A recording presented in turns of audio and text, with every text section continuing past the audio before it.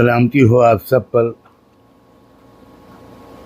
और मालिक की कृपा, मालिक की मेहरबानी उन सब लोगों को हासिल हो जो सच्चाई के रास्ते पर चलते हैं। मैं इस वक्त अपने ट्रीटमेंट के लिए कहीं दूर, देश से दूर गया हुआ हूँ, मगर कुछ ज़रूरी समझकर चंद मिनट के लिए कुछ बातें आप तक पहुँचाने के लिए आपकी खिदमत में हाजिर हुआ हूँ। एक बात तो मुझे ये जो अभी उपचुनाव हुए हैं, ज़िमनी इलेक्शन हुए हैं, 7 विधानसभा की सीटों पर मुख्तलिफ स्टेट्स में, उनके जो रिज़ल्ट्स आए हैं उन पर कुछ कहना चाहता हूँ। मैं सबसे पहले तो इंडिया अलायंस की तमाम लीडरशिप को, ख़ास तौर पर जो सीनियर मोस्ट लीडर हैं जनाब मल्लिकार्जुन खड़गे साहब, उनको मुबारकबाद देना चाहता हूँ। और इसी तरह उत्तर प्रदेश में अखिलेश यादव साहब को, जिन्होंने घोसी की सीट पर जिस तरह इलेक्शन लड़ा और जिन्होंने सब ने मिलकर अकेले बीजेपी का मुकाबला किया, तो नतीजा देख लिया आपने कि किस बुरी तरह बीजेपी को वहाँ पर शिकस्त खानी पड़ी और कितना ज़बरदस्त ओवरवेलमिंग विक्ट्री हासिल हुई इंडिया के कैंडिडेट को। वो कैंडिडेट समाजवादी पार्टी के मेंबर थे, उसी के टिकट पर इलेक्शन लड़े, मगर फिर भी अखिलेश यादव ने बहुत बड़ा दिल दिखाते हुए साफ साफ कहा कि ये समाजवादी पार्टी की जीत नहीं है, ये इंडिया अलायंस की जीत है। बस यही वो स्पिरिट है। इस स्पिरिट से अगर आप सब लोगों ने हर इलेक्शन में हिस्सा लिया, इसी स्पिरिट से आपने देश को बचाने की गरज से आपने अगर इकट्ठा होकर मुकाबला किया, तो इसी तरह की कामयाबियां आपके कदम चूमेंगी। दिल को बड़ा करने की ज़रूरत है, बाकी सब रास्ते आप सब के लिए साफ हैं। उत्तराखंड में आपने एक होकर इलेक्शन नहीं लड़ा। मुझे नहीं मालूम, मैं तो देश से बाहर हूँ, मुझे नहीं मालूम कि इसकी क्या वजह हुई कि वहाँ कांग्रेस के उम्मीदवार के साथ समाजवादी पार्टी ने भी अपना उम्मीदवार क्यों खड़ा किया, और नतीजा सामने आ गया कि वहाँ बीजेपी सीट निकालने में कामयाब हो। तो एक बात तो ये आप लोग बहुत ख़ास तौर पर आपसे रिक्वेस्ट है पूरे देश की जनता की तरफ से कि अब आपने जो अलायंस बनाया है, इसकी इज्जत दिन ब दिन बढ़ाएं और अपने वादों पर कायम रहें।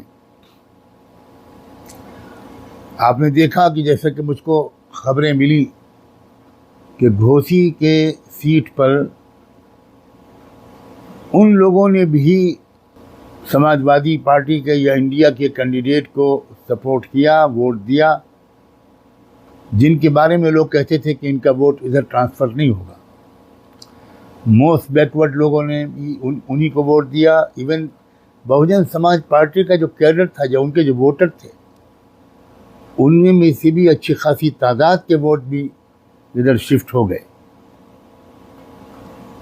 तो ये पब्लिक के अंदर जो एक सियासी समझदारी के बढ़ने का संकेत है, और ये बहुत अच्छा संकेत है कि अब किसी पार्टियों के जो वोटर हैं वो इस तरह के ग़ुलाम न रहें कि वो कुछ भी देखे बगैर बस अपनी पार्टी के सुप्रीमो के कहने पर वोट को ज़ाय कर दे।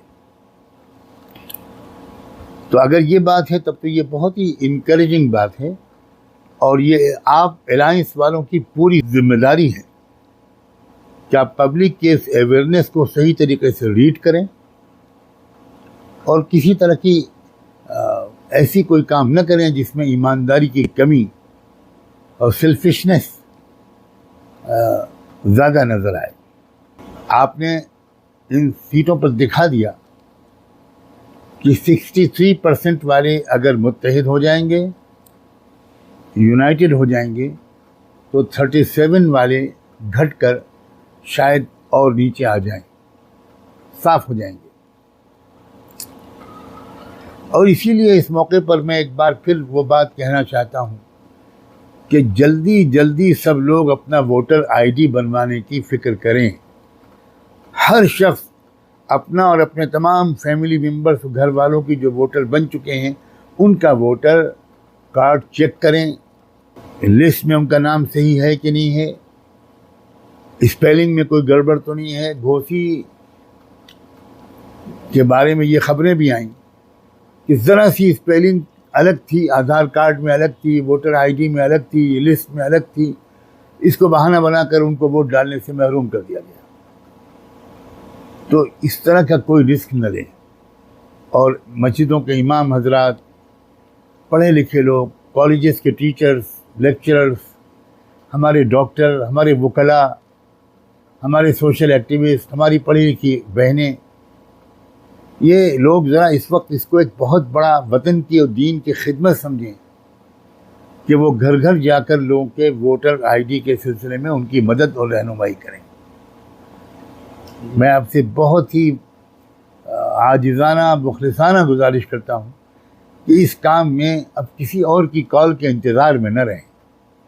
खुद उठिए और अपने मोहल्ले में काम शुरू कर दीजिए। जब आप आगे बढ़ेंगे तो 10 आदमी आपका साथ देने वाले ज़रूर मिलेंगे। इस मौके पर मैं एक बात और कहना चाहता हूँ जो कई दिन पहले मुझे कहनी चाहिए थी, लेकिन मैं नहीं कह सका अपनी बीमारी ही की वजह से। 1 हफ्ता हुआ होगा या कुछ कम, जब तमिलनाडु के एक मिनिस्टर, चीफ मिनिस्टर के बेटे जूनियर स्टालिन, उनका एक बयान आया सनातन धर्म के खिलाफ। और इसी तरह के और भी बयान बाद में आने लगे तमिलनाडु के और बड़े सीनियर लीडर्स की तरफ से। एक कर्नाटका के मिनिस्टर का बयान आया और एक तमिलनाडु के एक और लीडर मिस्टर ए के राजा, जो बहुत सीनियर लीडर हैं, उनका भी बहुत सख्त स्टेटमेंट आया।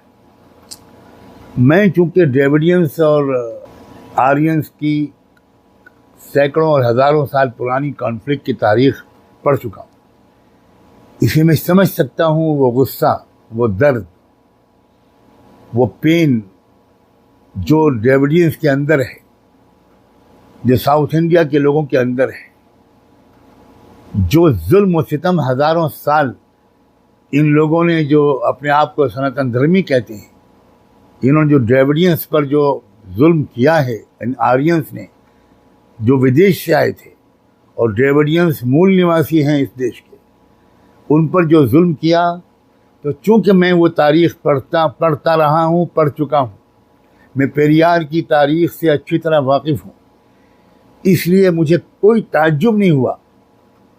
मैं समझ सकता हूँ कि वो लोग इस वक्त किस दर्द के शिकार हैं और क्यों अचानक उनके अंदर से ये दर्द फिर फूट पड़ा। लेकिन मैं ये कहना चाहता हूँ इन द्रविडियन लीडरों से बहुत दोस्ताना अंदाज, ये वक्त मुनासिब नहीं है इस तरह की बातों के करने का। लोग ये कह रहे हैं कि अब अलायंस बना जिसमें स्टालिन, मिस्टर स्टालिन की को बहुत अहमियत के साथ एक जगह दी गई, एक लीडरशिप रोल दिया गया, उस कमेटी में भी उनको रखा गया और वाकई रखा जाना चाहिए था। ही डिजर्व्स इट। मैंने बहुत पहले मिस्टर स्टालिन से कहा था कि I wish you to play your role in the national politics, not only in Tamil Nadu. तो बहुत अच्छी बात है, मगर देखिए इस वक्त का जो सिनारियो है, प्लीज ट्राई टू अंडरस्टैंड।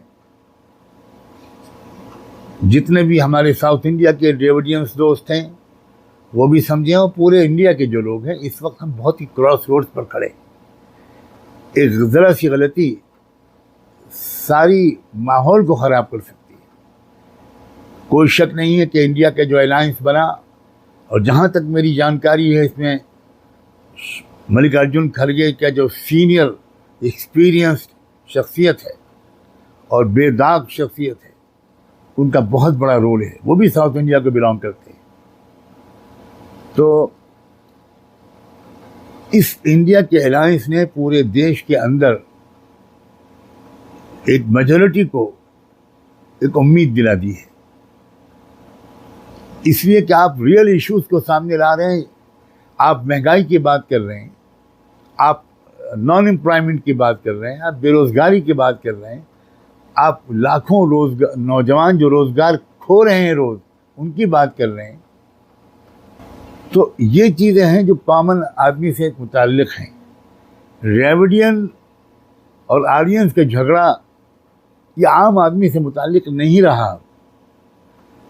अब आम आदमी को भड़काना आसान हो जाएगा अगर इस तरह के इश्यूज आप लोगों ने उठाए।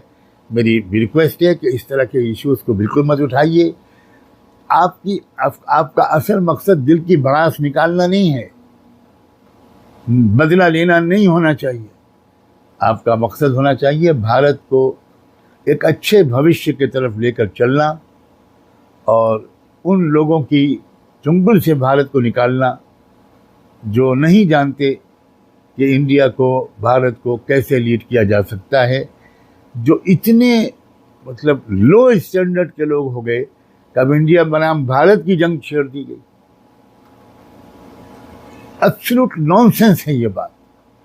इसलिए प्लीज़ आप अपने पैरों पर कुल्हाड़ी मत मारिए, लोगों की उम्मीदों पर पानी मत फेरिए, और आप पूरे कलेक्टिव सोच के साथ जो इंडिया अलायंस के अंदर आपके इश्यूज तय हों, जो टॉपिक्स तय हों, उन्हीं टॉपिक्स पर आप बात कीजिए।